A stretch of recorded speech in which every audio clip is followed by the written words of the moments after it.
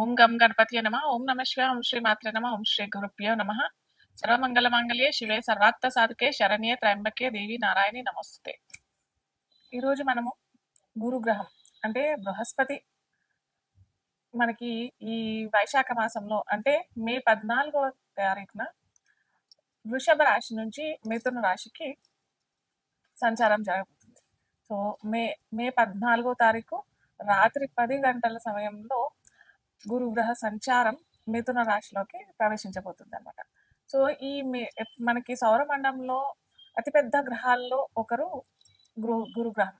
So ఈ గురుగ్రహం ఏంటంటే మొత్తం భూమండలంలో ఉన్న అన్ని జీవరాశులకి ఈ ప్రభావం ఏ ఏ రాశిలో అతను అయితే సంచారం జరుగుతుంది ఆ రాశికి తగినట్టుగా మన మన ఏమంటారు స్వంతగా మనకు ఉన్న రాశిలో అలాగే గోచార రీత్యా కూడా చాలా మంచి ప్రభావము, చాలా చెడు ప్రభావము. చెడు చాలా తక్కువ. మనకి గురుగ్రహం ఏంటంటే శుభగ్రహం అని అంటారు. దేవగురు అనమాట బృహస్పతి. సో అందుకే ఎక్కువగా చెడు ఫలితాలు అయితే ఇవ్వడు. ఇన్ జనరల్ గా గురుగ్రహము చెడు ఫలితాలు ఇవ్వడు. కాకపోతే ఎక్కడైతే చెడు చేయాల్సి వస్తుందో అక్కడ మటుకు ఆరోగ్యరీత్యా కొద్దిగా ఏదన్నా చిన్న చిన్న అనారోగ్యానికి సంబంధించిన ఏమన్నా వ్యాధులు ఇచ్చేటట్టు ఉండి ఖచ్చితంగా ఇవ్వాలి అనే వాళ్ళ దశ అంతర్దశల్లో ఉండి గోచార రీత్యా కూడా గురు సరి అయిన స్థానంలో లేనప్పుడే మటుకు గురుగ్రహం అలాంటి ఫలితాలు ఇచ్చే అవకాశం ఉంటుంది. కానీ జనరల్గా చూసినట్టయితే మనకి సంతానానికైనా కానీ శుభకార్యాలకి అని అంటే ఒకరు గృహం కట్టుకోవాలి లేదా ఉద్యోగ రీత్యా అక్కడ ట్రాన్స్ఫర్ అవ్వడానికైనా కానీ లేదా కొత్త ఉద్యోగం వెతుక్కోవడానికైనా కానీ దేశ సంచారం కోసమైనా కానీ తీర్థయాత్రల కోసమైనా కానీ గురువు ఎప్పుడు మనకి శుభ ఫలితాలే ఇస్తాడనమాట. సో ఎప్పుడైనా చాలా మటుకు మనం చూసుకోవాల్సింది ఏంటంటే మన రాశిలో ఎక్కడున్నాడు గురువు, అక్కడి నుంచి గురుగ్రహం ఎక్కడున్నాడు, అలాగే గురువు సంచారించే టైంలో మనకి ఏ ఏ రాశుల మీద అతని దృష్టి సంచారిస్తాడు, అలాగే గురువు మిథునంలో ఉన్నాడు కాబట్టి ఏ ఏ రాశులకి అతను ఆ స్థితి ఉంటాడు అక్కడి నుంచి మనం ఫలితాలు చూసుకున్నట్టయితే మనకి గురు సంచారము చక్కగా ఉంటాయి. ఎక్కడైనా మనకి ఇలాంటి చిన్న చికాకు ఏమన్నా ఇస్తున్నాడు, చిరాకులు ఇస్తున్నాడు, పరాకులు ఇస్తున్నాడు అని అంటే మనం ఏంటంటే రెమెడీస్ ద్వారా వాటిని మనము తక్కువ చేసుకోవచ్చు అనమాట. ఆ దుష్ఫలితాలని మనం తక్కువ చేసుకునేటట్టుగా ఉండేదే జ్యోతిష్ శాస్త్రం అనమాట. సో ఇప్పుడు మనము గురుగ్రహం ద్వాదశ రాశులకి ఎటువంటి ఎలా ప్రభావితం చేస్తాడు, అలాగే ఎటువంటి ఫలితాలు ఇస్తాడు అనేది మనము ఒక్కొక్క రాశిగా చూస్తామన్నమాట. మిథున రాశి సంచారం ఇప్పుడు చూద్దాం. మిథున రాశిలోనే ఇప్పుడు గురు సంచారం జరుగుతుంది కాబట్టి మిథున రాశి వారికి సప్తమాధిపతి అవుతాడు, అలాగే దశమాధిపతి కూడా అవుతాడు. సో అలాగే మిథున రాశి మిథున లగ్నం వారికి కూడా గురువు బాధకాధిపతి కూడా అవుతాడు.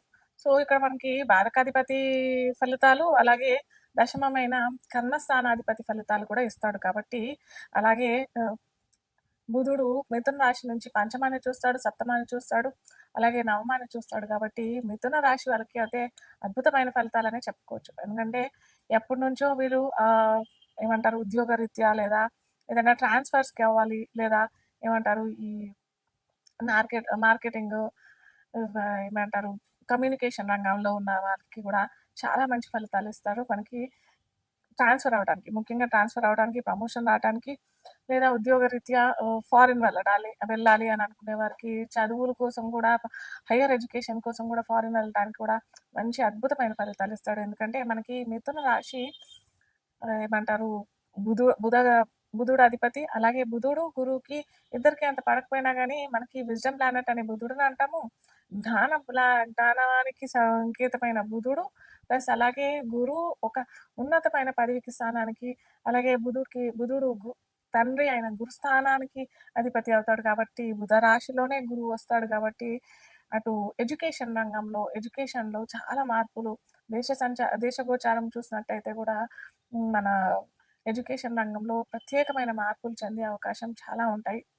ముఖ్యంగా విద్యార్థులకి మిథున రాశిలో మిథున లగ్నంలో జన్మించిన వాళ్ళకి అయితే అద్భుతంగానే ఉంటుందని చెప్పుకోవచ్చు. ఎందుకంటే విదేశీ అవకాశాలు చాలానే ఉంటాయి. అలాగే వాళ్ళు కోరుకునే ఏమంటారు స్టడీస్లో మార్పులు జరిగే అవకాశాలు చాలా ఉంటాయి. అలాగే ఒక ఉన్నత పదవికి వెళ్ళాలి అని అనుకునే వారికి కూడా ముఖ్యంగా ఇంతకుముందు చెప్పుకున్న మార్కెటింగ్, ఏమంటారు కమ్యూనికేషన్ రంగంలో ఉన్న వారికి కూడా, టెక్నికల్ ఫీల్డ్‌లో ఉన్న వారికి కూడా, ఎడ్యుకేషన్, బ్యాంకింగ్, బిజినెస్ రంగంలో ఉన్న వారికి మటుకు ఇది చాలా మంచి అవకాశం అనే చెప్పవచ్చు. అలాగే పంచమాన్ని కూడా చూస్తాడు కాబట్టి, సంతానంలో ఇబ్బందులు పడుతునే వారికి చాలా మందికి మిథున రాశిలో ఉన్న వారికి మటుకు అద్భుతంగానే ఉంటుందని చెప్పవచ్చు. ఒక మంచి ఇండికేషన్ అని చెప్పవచ్చు. అలాగే సప్తమాన్ని చూస్తున్నాడు కాబట్టి వైవాహానికి లేదా వివాహ సంబంధాలు చూసి చూసి విసిగిపోయి అలసిపోయిన వారికి కూడా ఈ 7 అంటే ఇప్పుడు మనకి మే 14 నుంచి జూన్ వరకి వచ్చే జూన్ 2026 దాకా సంచారం జరుగుతుంది కాబట్టి వివాహ చేసుకోవాలనుకునే వారికి కూడా చాలా మంచి అద్భుత ఫలితాలు ఇస్తాడని చెప్పవచ్చు. అలాగే అటునుంచి నవమాన్ని చూస్తుంటాడు కాబట్టి తీర్థయాత్రలకి చాలా మంచి అనుకూలమైన సమయం అని మిథున రాశి వారికి, లేదా ఏమంటారు అబ్రాడ్, ఫారిన్ టూర్స్ వెళ్దాము అని అనుకునే వారికి కూడా చాలా మంచి అవకాశం. పూర్వ పుణ్యస్థానం అని చెప్తాము మనం నవమం కాబట్టి, మనకి ఈ వైశాఖ మాసంలో కూడా చాలా మంచి తిథులు కూడా, మంచి యోగాలు ఉన్న రోజులు కూడా ఉన్నాయి కాబట్టి, ఈ యోగాల్లోనే మీరు మంచి తిథులని మీరు ఎంతగా ఉపయోగించుకుంటే గురుగ్రహం అనుకూలమైన గ్రహం మనకి సౌరమండలంలో ఏంటి అని అంటే గురుగ్రహమే అని చెప్పవచ్చు కాబట్టి చక్కటి ఫలితాలు ఖచ్చితంగా మనకి లభిస్తాయి. నెక్స్ట్ మనకి కర్కాటక రాశి, కర్కాటక లగ్నంలో జన్మించిన వాళ్ళకి గురు సంచార ఫలితాలు ఎలా వస్తాయి చూద్దాం ఇప్పుడు. సో ఇప్పుడు కర్కాటక లగ్నానికి వారికి చూసినట్టయితే మనకి కర్కాటక రాశి వారికి షష్టాధిపతి అవుతాడు, అలాగే నవమాధిపతి అవుతాడు. యాక్చువల్గా చూస్తే శుభుడు గురుగ్రహం కర్కాటక రాశిలో లగ్నంలో వారు జన్మించిన వారికి గురుగ్రహం శుభగ్రహమే. కాకపోతే ఇక్కడ గురువు సంచారం ఎక్కడ జరుగుతుంది మనం చూసుకోవాలి కదా. సో ఇక్కడ గురువు 12వ రాశిలో సంచరిస్తున్నాడు కాబట్టి అంతగా మంచి ఫలితాలు ఇవ్వడు. కొద్దిగా ఎక్స్పెన్సెస్ అంటే బాగా అనవసరమైన ఖర్చులు ఇచ్చే ఛాన్సెస్, లేకపోతే హాస్పిటల్ పాలవటము, ఇలాంటి ఫలితాలతో పాటు అతను చూస్తున్నాడు, షష్టాన్ని కూడా చూస్తున్నాడు, నవమాన్ని చూస్తున్నాడు కాబట్టి మిశ్రమ ఫలితాలు ఇవ్వడానికి అవకాశం చాలా ఉంటుంది కర్కాటక రాశి లగ్నంలోకి జన్మించిన వారికి.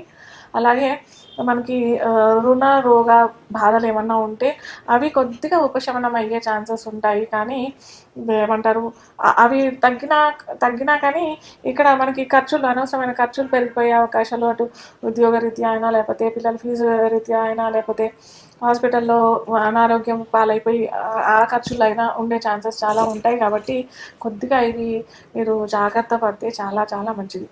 మనకి ఎలాగూ రేపు ఏమంటారు ఈ వైశాఖ మాసం అన్ని తిథుల్లో చాలా మంచి పుణ్యతిథులు కాబట్టి దాన ధర్మాలు, ఉదక భాండ దానం, చెప్పులు, గొడుగు ఇలాంటి దానాలు చేసుకుంటే ఎలాగో ఖర్చులు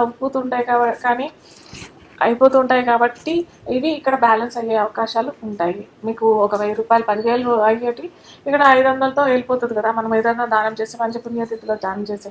సో ఆ విధంగా బ్యాలెన్స్ చేసుకోవడానికి ప్రయత్నం చేయండి.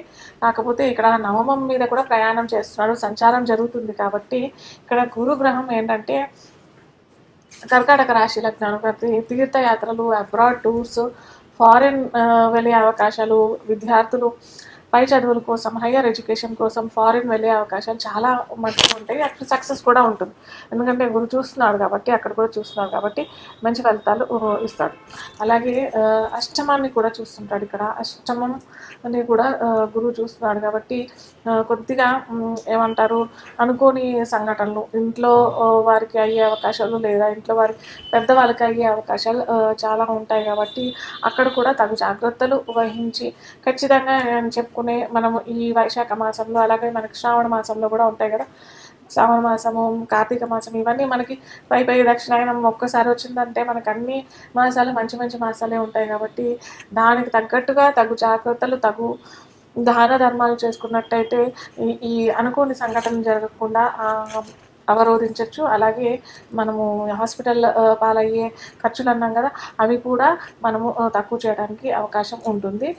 అలాగే వైశాఖ మాసంలో మనకి ఏ రోజైనా ఏదైనా ఒక గురువారం తీసుకోండి, గురువారం పంచమి, సప్తమి, దశమి, ఏకాదశి అలాంటిది ఏదన్నా తీసుకొని ఆ రోజు తీసుకొని కొద్దిగా బియ్యము, ఒక చిన్న పసుపు కొమ్ము, అలాగే గవ్వలు అంటాం కదా, పసుపు గవ్వ, కొద్దిగా చిటికడు జాజికాయ, జాపత్రి ఇలాంటివన్నీ పెట్టేసేసి కుంకుమ పువ్వు కూడా పెట్టేసి చక్కగా మూటలాగా చేసేసుకొని మీరు ఎక్కడైతే డబ్బులు పెడతారో అక్కడ పెట్టుకున్నట్టయితే మీకు ఈ ఎక్స్పెన్సెస్ తగ్గి డబ్బులు వచ్చే అవకాశాలు చాలా ఉంటాయి.